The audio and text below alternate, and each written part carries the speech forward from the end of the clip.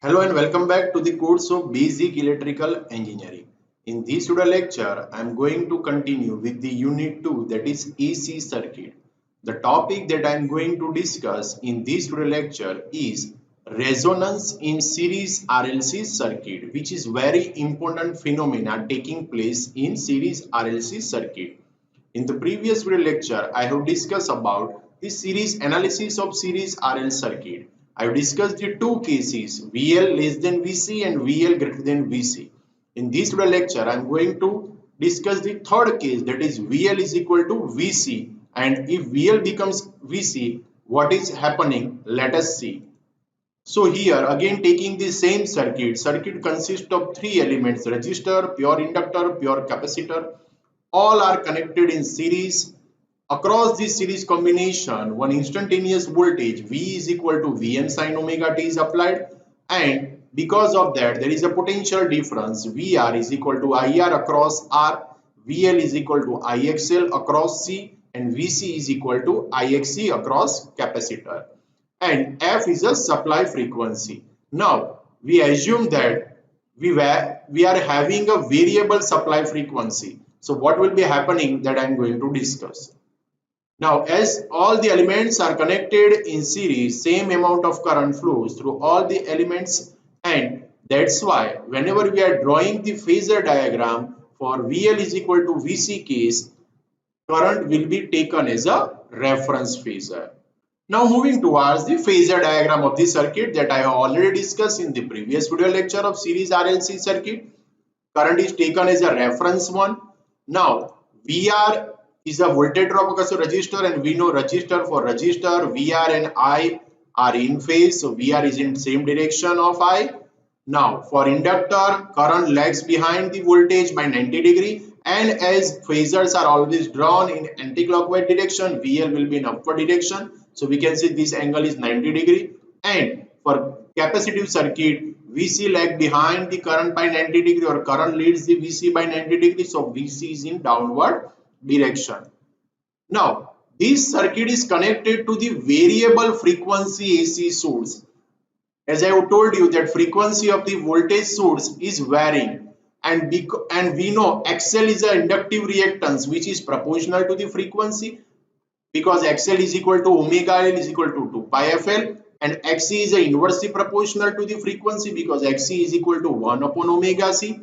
So 1 upon 2 pi FC. So XC is inversely proportional to the frequency. That means X reactance depends on frequency. So if we change the frequency, reactance of inductor and capacitor will also change. If we increase the frequency starting from 0, then at one particular frequency, capacitive reactance becomes equal to the inductive reactance, and this frequency is known as a resonant frequency, which is denoted by Fr, and circuit is said to be the resonant circuit. So for condition of resonance is inductive reactance should be equal to the capacitive reactance.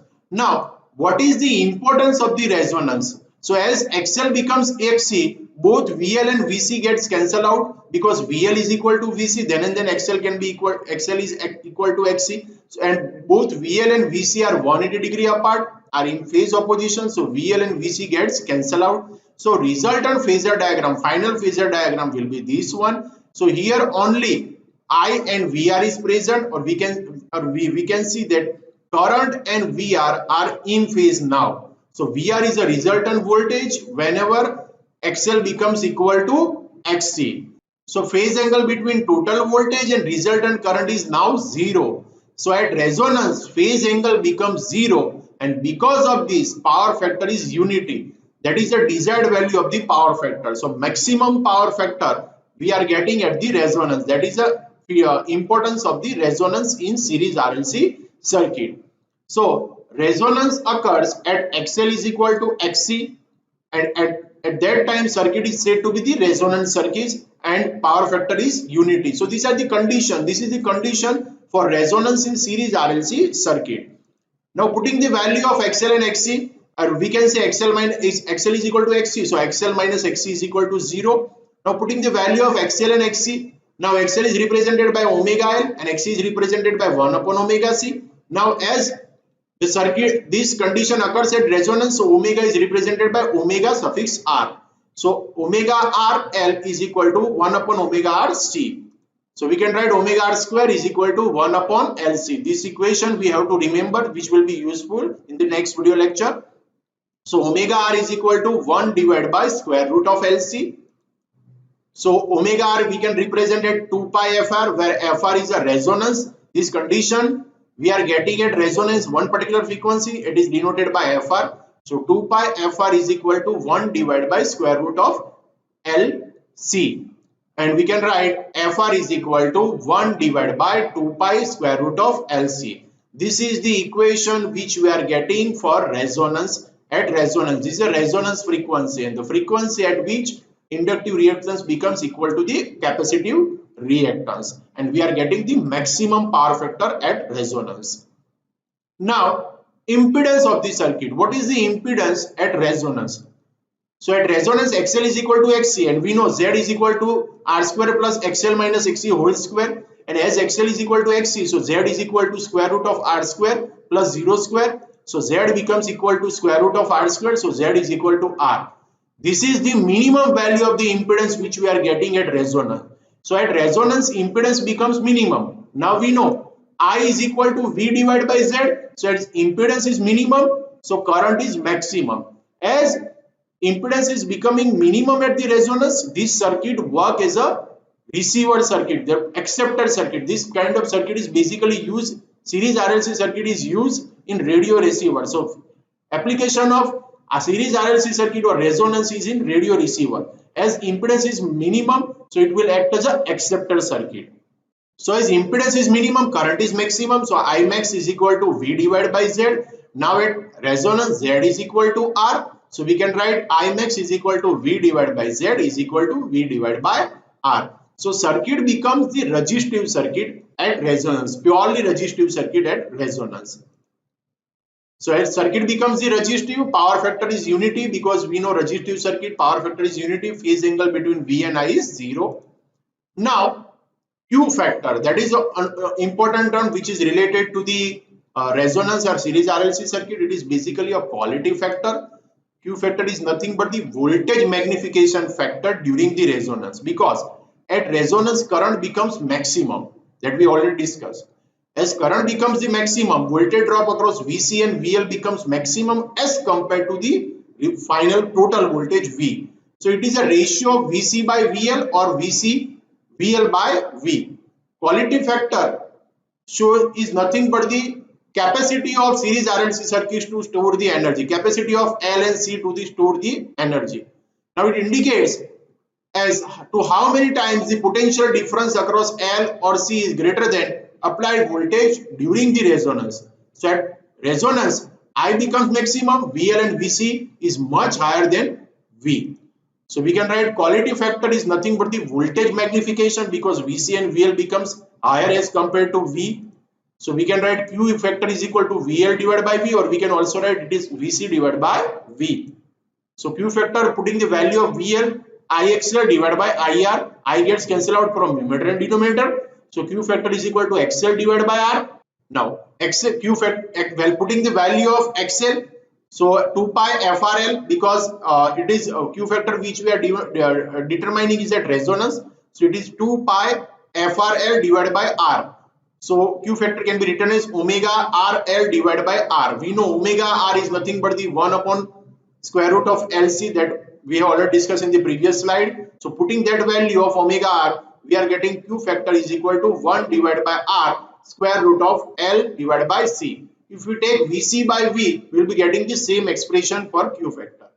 It shows that how much time voltage across capacitor and inductor is there as compared to the total voltage at resonance. Now moving towards the graphical representation of series resonance, drawing all the parameters, that is impedance, resistance, current, power factor with respect to frequency. So on x-axis frequency is taken. We have already discussed that supply frequency is variable. Now taking the first parameter, that is resistance. Now we know resistance is totally independent of the frequency, so it is represented by straight line. So this is the graphical representation of resistance as compared to the frequency. It is totally independent of frequency. Next one is a inductive reactance XL. Now we know XL is equal to omega L, and which can be also written as a 2 pi FL. So inductive reactance is proportional to the frequency. So as frequency increases, inductive reactance also increases. So it is represented by line which is passing through the origin. So this is the graph of XL versus frequency. Next one is a capacitive reactance.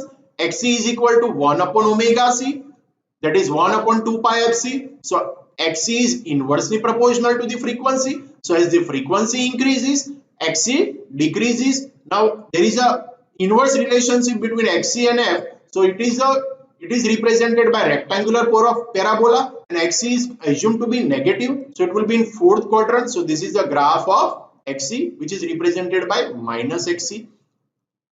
Next one is the impedance. Now we know as we increase the frequency, basically the equation of Z is equal to square root of R square plus XL minus XC square. But at one particular frequency, XL becomes XC, and that frequency is nothing but the resonance. So as we increase the frequency, impedance will become negative, and at one particular frequency, that is at FR, it becomes the minimum, that is Z is equal to R. So at resonance, we can say impedance will decrease as we increase the frequency up to FR. Now if we increase the frequency beyond FR, again impedance will increase. So it is represented by this graph. From this graph we can see at low frequency the value of Xc is much larger than value of XL.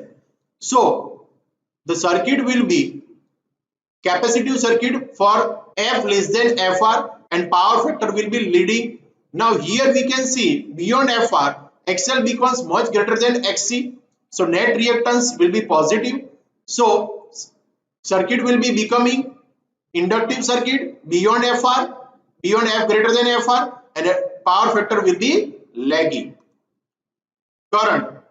Now I is equal to V divided by Z, and Z is represented by this graph. So as Z decreases, current increases. Here Z is minimum, so current will be maximum. Again Z increases, current decreases.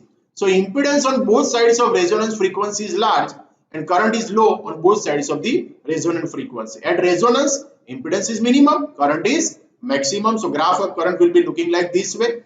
And final one is a power factor.